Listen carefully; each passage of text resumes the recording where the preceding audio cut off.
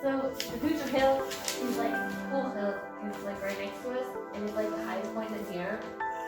And that's the Albany shoe tree. I think like a basketball player's gonna put a shoe on it.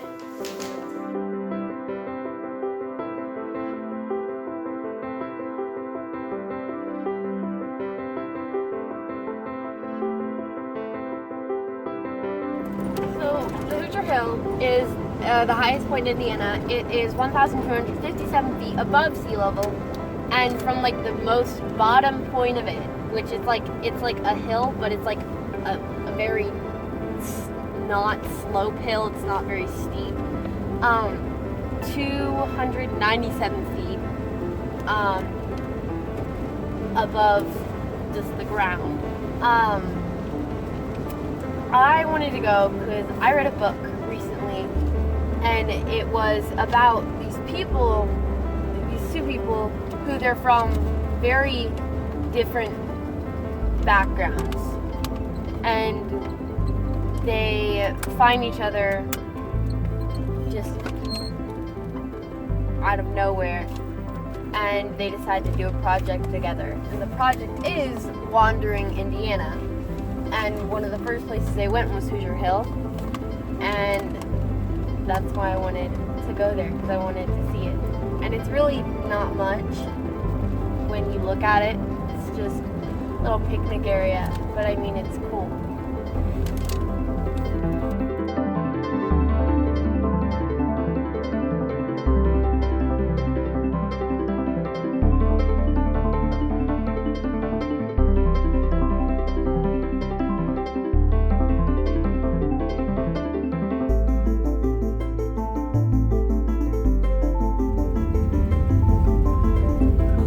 Albany or Albany? I'd say Albany. Okay. It's a cool house. It's a cool house. So the Albany shoe tree is a tree where in Albany where a lot of people will throw their shoes, and it started off as like the local teenagers would go there and throw their shoes, and it would be like a tradition, but then it ended up being like a whole big deal, and a lot of people go and visit and throw their shoes, and it was pretty fun. It's a workout trying to throw your shoes up there and get them to stay on a branch, but I mean, it works out in the end.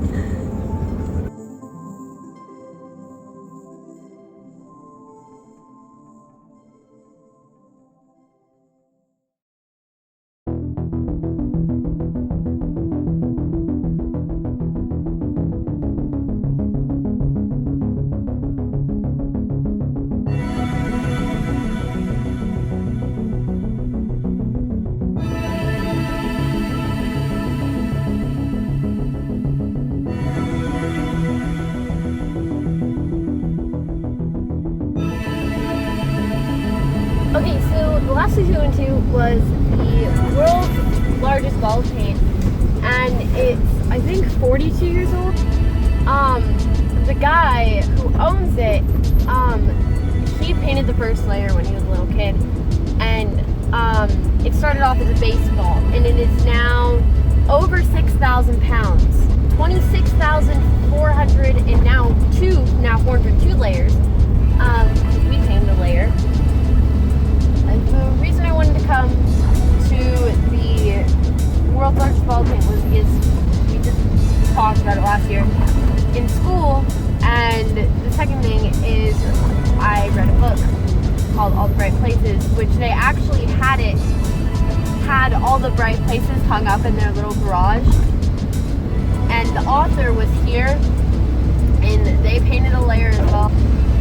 But it was a really good book, and I think it was what made me want to go on this adventure, because I wanted to go to all the places, and I think it would be cool instead of, going to like North Carolina or like down to Georgia and going to all these super tourist attractions. It would be fun to just explore Indiana, because why go somewhere else when you have all this cool stuff right here? I thought it would be fun.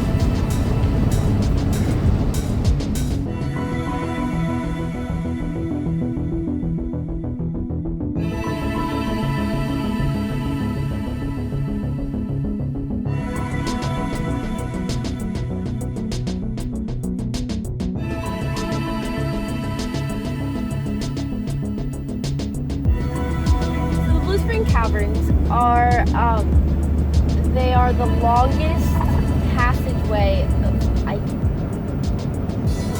it's the largest water-filled cave in the United States. Like, it was very echoey and it was creepy at times. Like, when the boat would hit up against the wall, it would make this really loud boom, and then it would echo throughout the entire cave. Sound like thunder. Yeah, but it was really cool. And did you hear like the little sounds in the background that sounded like low? Like, yeah. What is that? I have no idea. Cave demons? Definitely. But the reason I wanted to go there was from the book I was reading, like I talked about earlier, it gave me a website in the book that they used to find all their stuff. So I went there, and I not only wanted to go to the places that they went, but I also wanted to go to a few places that I had just kind of found on my own, because they looked cool and they looked fun and they looked interesting. And that's it. What do you think about the frogs? Oh, the frogs? The frogs there's nothing special about the frogs.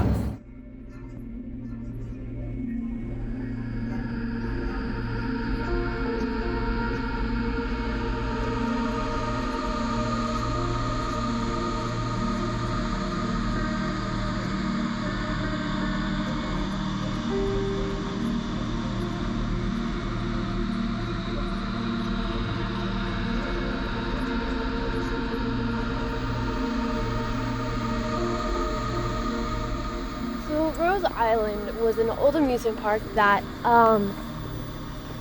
opened in 1923, and it was a fairly popular amusement park.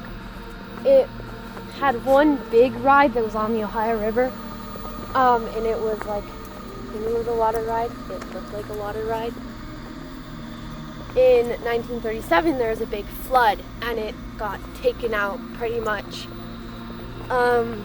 And so basically what's left of it is the entrance, which is actually intact and says Rose Island.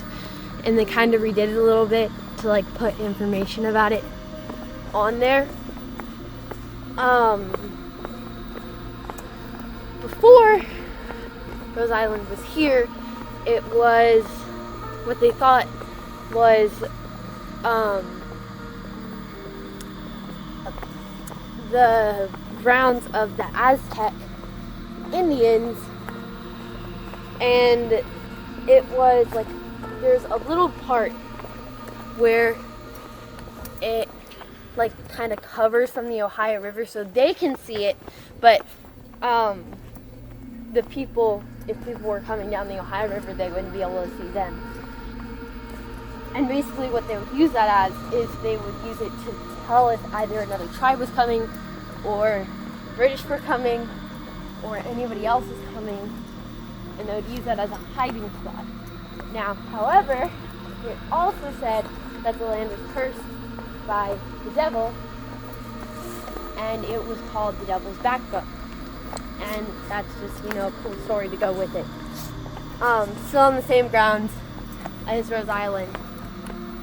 And also there is a swimming pool that is still completely intact, still looks like a swimming pool, still filled with water, of course not chlorinated water, with chemicals in it or anything, but it's pretty cool. And there were pictures of it from when it, was functioning in the 1920s and 30s, and it looked pretty big, like the people looked really small. So that's the story with Rose Island.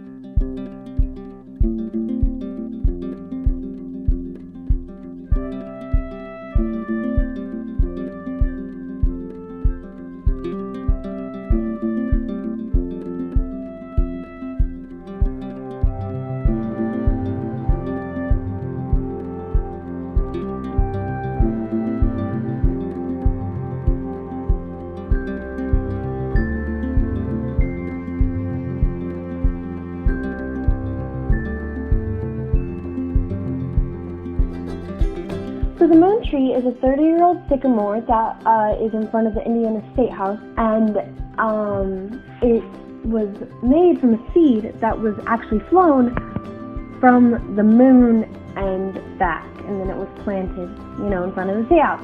When we went to see it, it was pretty cool. It was different from the rest of the trees because, it had the peeling bark and it was white. But yeah, that's the moon tree.